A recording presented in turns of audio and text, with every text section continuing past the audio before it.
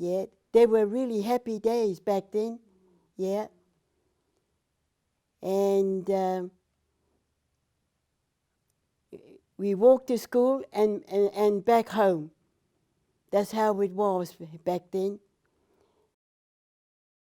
And then we meet up with the old Huhana Eru and Pauli Eru.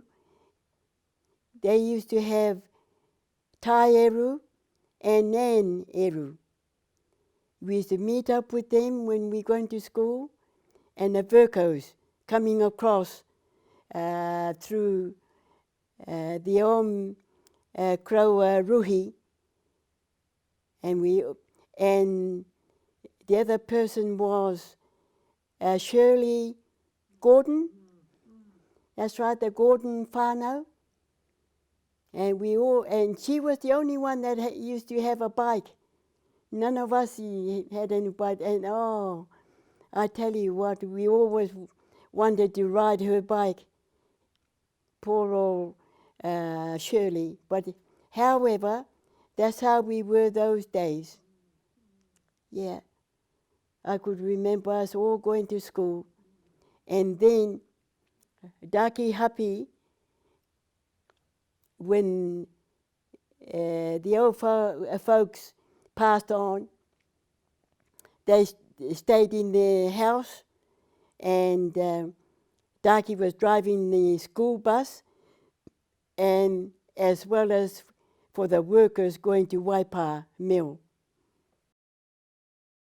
My dad used to get up early in the mornings. They had to go with Daki. Daki takes the workers to Waipa, and then from Waipa is to pick up all the children from Tarewa Road back to the school. A lot of the parents was from Horohoro here, and Daki used to pick them all up back to the Horohoro school, and that's how it was those days. And then 9 o'clock, that was the service for anyone want to go to town, because a lot of our parents never had a car. So they used to catch the bus at the school. And from there, Daki takes them into town, and 3 o'clock he comes back, bring the parents back to wherever they are, and then pick up the children to go back to town.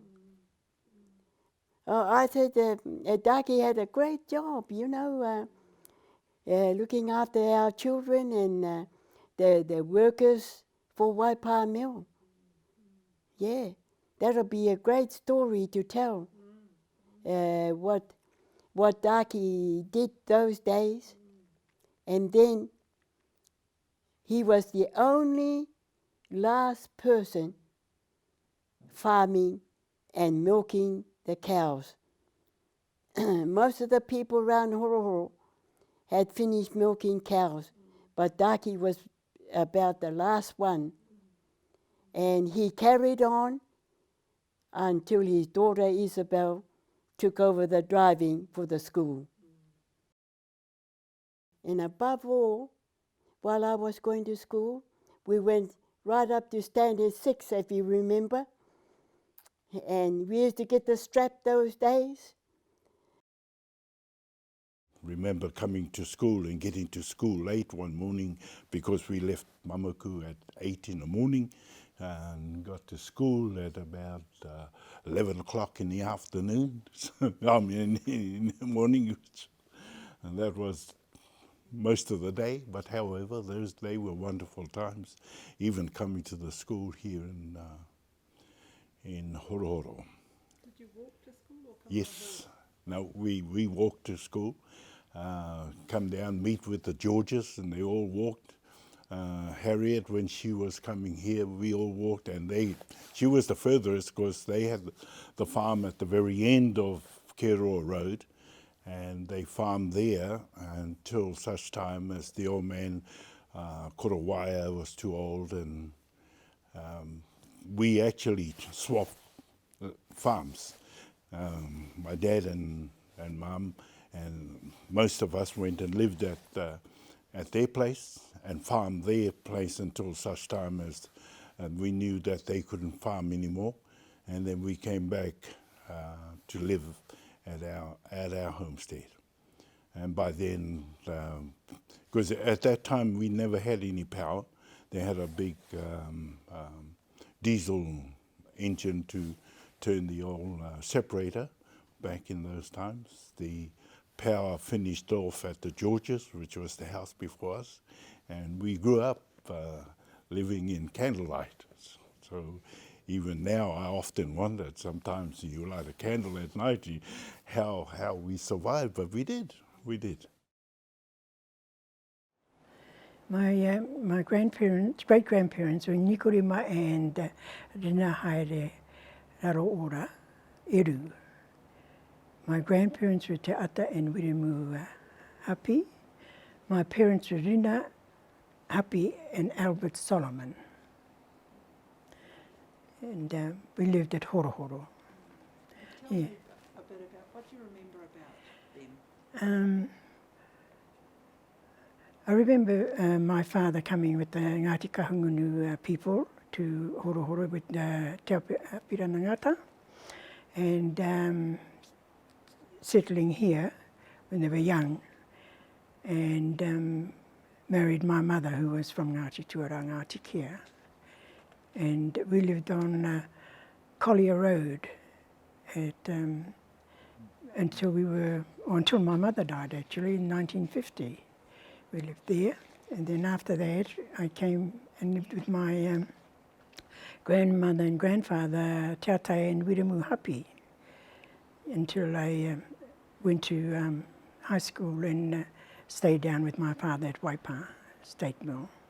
What do you remember about your grandparents at that time? You know, tell us some. Well, I remember my Nikorima and Terina, because I think our Kraua Nikorima died in 1948, and I was about 7 then when he died, and I remember him. And our kuia, Rina, she died about 51, 52. It was after my mother died. And yeah, they were old then, but I remember they were a lovely couple.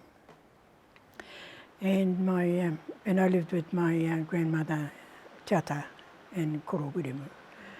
And we had a good childhood. Yeah, they brought up a lot of children. Rima lived with Wiremu and Tata? No, he lived at what we call the top house, where they lived. And it wasn't until he died that the kuia moved down into the bottom house with kuia and Koro, Hapi. They know all about the language, the Maori language. Wow. I said, why didn't I listen? But there you are. So did you speak Māori at home? Pardon? Ki te kāinga? I kōrero Māori Aye. ki te kāinga? My kuia and Kraua, they both spoke the language day in and day out. Hey, And you? yeah. And I just took no notice. But I understood what they meant. But would you answer in English? Yeah. But I couldn't speak it, eh? And then, ko kōrero mai taku Kraua. Kāre koe whakarongo? Kōrero e te reo? Well, back then I wasn't interested, eh? And my kuia was a great person of ana ringaringa. She can whatu cloaks, you know, kākahu, mahi kete, everything in Māori. And by the way, she had a moko. Yeah. She did all that, but she never pushed me once to learn about all those things that she did. Mahi whāriki. So She used to do all that. did you learn? And the pew-pews, and my crow used to go up in the bush and get the bark. You know, when she put the pew-pews into the water there and met the paru. And I believe that was a secret with the paru. You go to a certain place and get the paru. I don't know why that was like that then. Yeah, and she said, do all that, hey? And now when I look at it, oh dear. But there you are, never had the gift, eh? But my sister Hannah, she had the gift. Yeah. And her most important part of doing anything with her hands was the taniko. That was her forte. Yep. And she just do it out of her mind, you know. How's she going to place it and everything. Oh, it was just marvelous. No, we were right down the bottom. We were right down the bottom. We were opposite Kid Eru's. Kid Eru's. We were opposite them. No, we used to go up to the bath up by Tarangi, but we used to all walk up there, go to the bath there. Yeah. And in those days, well, my family were a lot of gamblers. And in Tarangi Road, they used to have housing at the marae, and all my family used to go to those. And places that were important to me was like the bath down Tarewa, the Urapa, because you know we had to go and put a block wall up along the road because the graves were cracked and you could see into them. And then they decided we'd pull all the bodies out of the graves and put them all into one. And so I was one of the ones that went down there. And you know, the first grave I opened, they were, oh, oh, you know, cause you could see the shape in the body and that, but when you touch them, the thing was just dust, eh? Yeah. Yeah, it was a hell of an experience for me. I was only a young man then, and I'd only just got married. And oh, and that was real eye-opener. They were going down there and doing that, cleaning up that site, and you know, it was pretty cool. All of us going down there. I had caught a Pat then, and he was still alive, and he was thinking it. Manahi and all of us, we were all there. So that's pretty cool. It was a thriving community, Tarewa. All Ngati Tuara and Ngati Kea lived there. The Whiripo was down the southern end, and we were in the middle. And you know, we had the people in transit. We had the Warangas there who lived down by the river where Ken Morehu is. And they were from Oruanui. We had, when the Keels sold their farm at Rongomaipapa, they lived at down by the river in your Crower's house. And some of the Keels lived up where the warriors lived, and Nikorima and them had a house there, and Titi Huia Matthews had a house there. The Berrimans had a house there. That was Keho's daughter, Mere. And so they all lived at Tarewa. They went to Tarewa to find work. And you know, after the First World War, that's when they brought Kero down to Tarewa. It was also to provide accommodation for all of our people from Hororo. We had nothing here, nothing here for us after the flax mill. And so Tarewa was a very important part of the history of our hapu. Pare moved down to Tarewa, I think when she left school, and she became a nurse. By then your Crow and the Kuia Gahuia had moved into the house at Tarewa, so Polly moved in with them. That's when she became part of the Tarewa, you know, all the warrior girls, you know, Roman, Pixie and Kwikwi, all of them, they were that gang there, and you know, it's we were going to tama dances then, I think. But yeah, so I met Polly. I knew her casually, and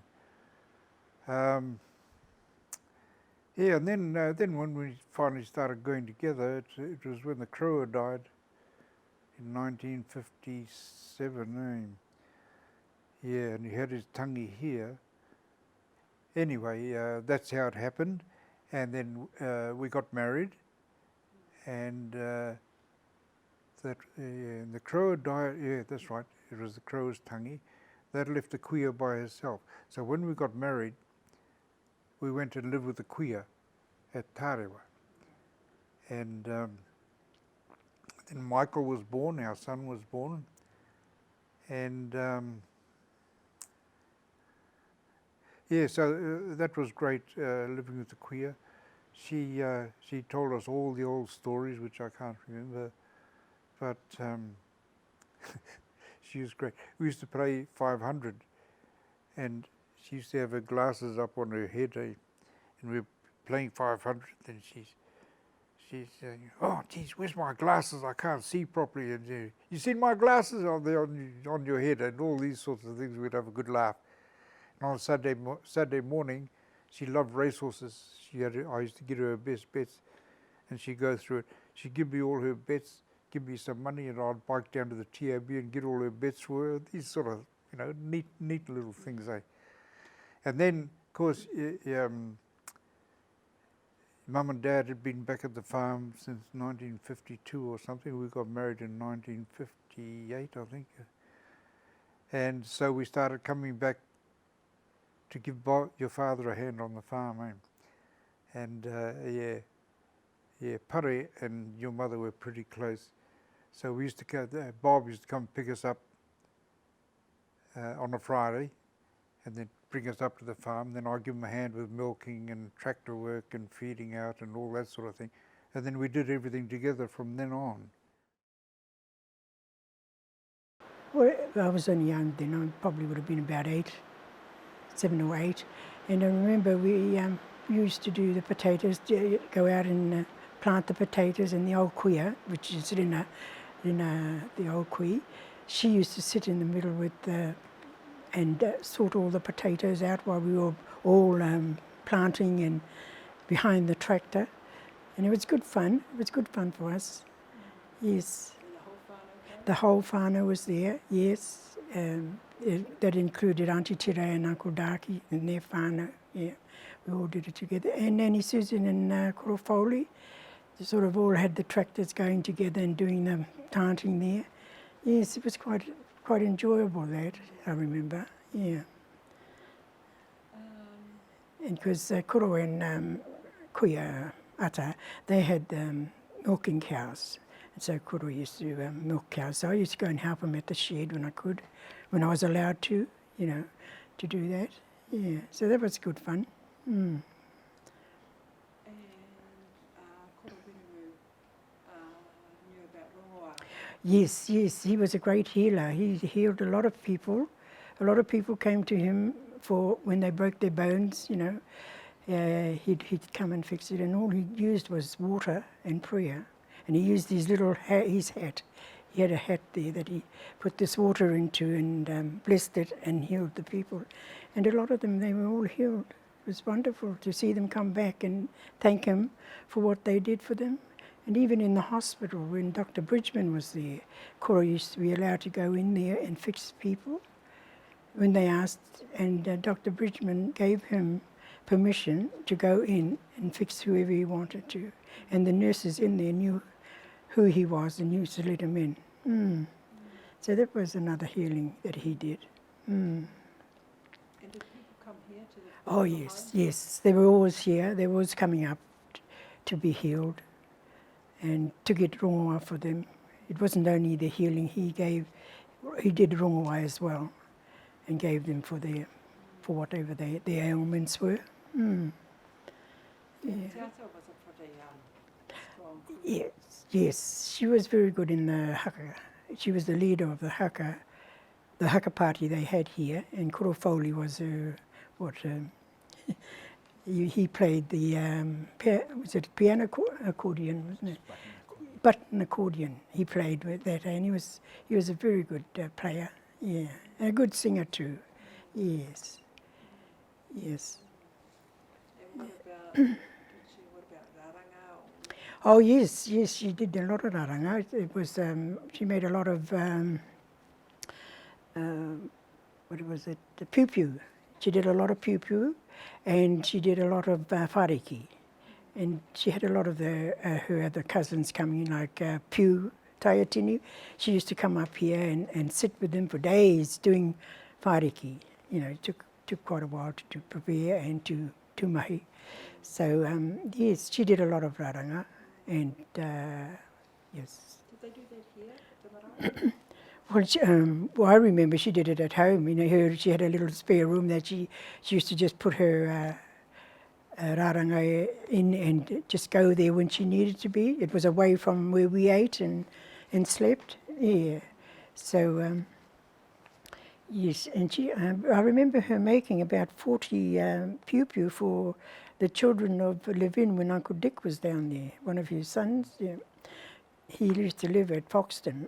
And he rang up to her to see if she could make 40 piu piu for the children from the school there. So I remember going out on our car and to Achimuri somewhere, or Ngaroto, and getting the harakeke from the swamp there. Yes. So I filled up our car with the harakeke and brought it home, and away she went and did all these piu piu. And I just remembered too that Nanny Susan was helping her. She came over to help, and different ones that knew how to do it, they would come and help them, and get it all done. Yes, yes, it was good at that time. Mm. Yeah, and I'm lying there because I had a previous visit to Hororo. Uncle Tu and his and our crew of Reifati had to come up to Ruhi Pururu's house and do some recordings. And the recordings were for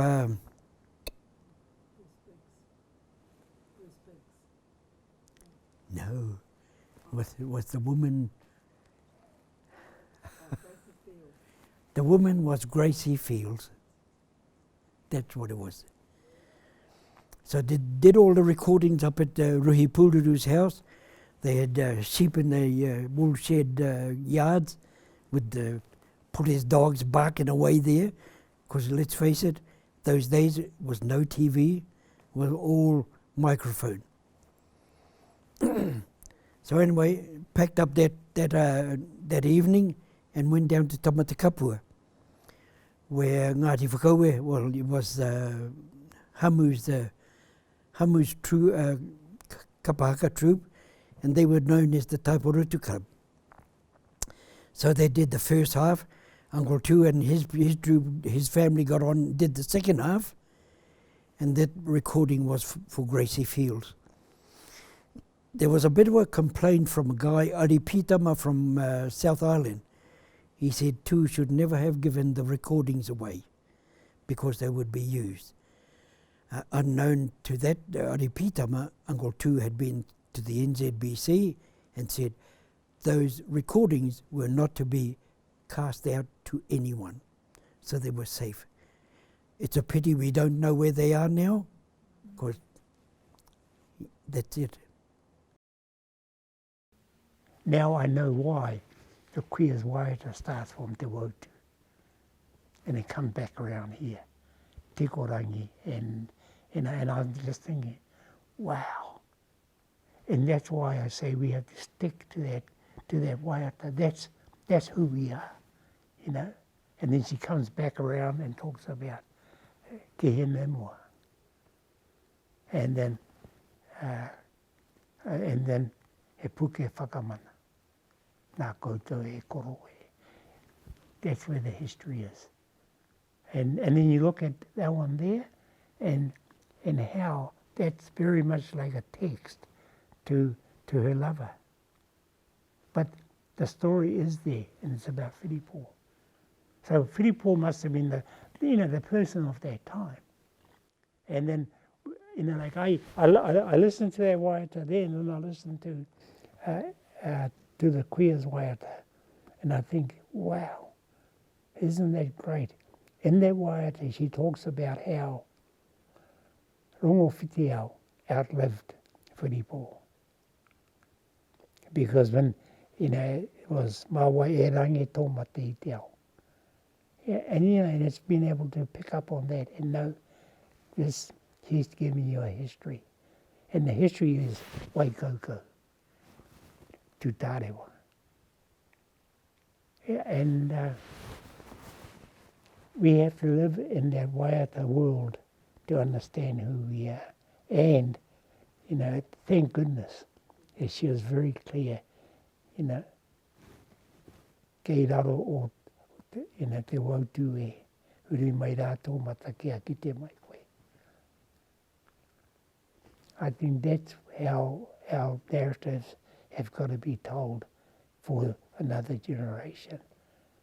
I'm not being smart, I'm not being loose, but I have to be very quite careful that we tell it as the queer, our ancestors wanted the stories to be told.